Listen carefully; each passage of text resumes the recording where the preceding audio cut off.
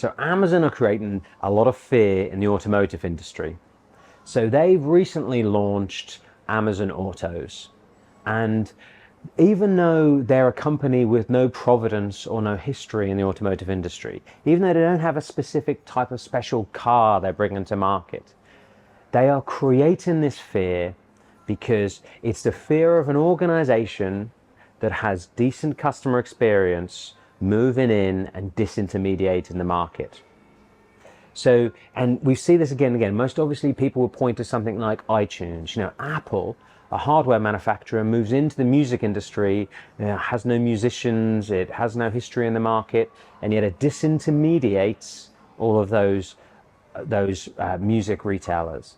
If it's Airbnb, they own no hotels, no properties, they disintermediate hotel groups.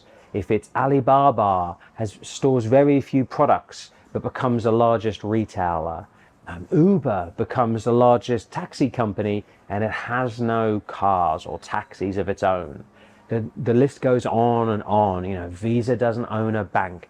Facebook doesn't produce much content, but actually is the largest content provider in the world.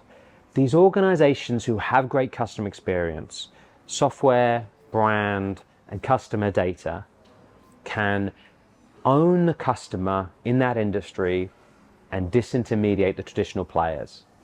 And so with this fear, there's an interesting thought experiment for many brands to say, imagine a situation where you win on every other metric, history in the industry, products, infrastructure, and yet you lose on customer experience. Could someone, a challenger or an Amazon or a Google, could they come into your industry and disrupt it? Well, in the vast majority, maybe even all cases, the answer is going to be yes. And so maybe Amazon also provides us the answer though. So Jeff Bezos, when he was worried about his bookshop online, he famously said, if someone's going to disintermediate Amazon, it should be Amazon.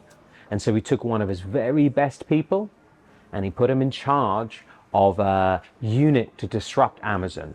And what did they come up with? They came up with a Kindle and a whole new line for the Amazon business.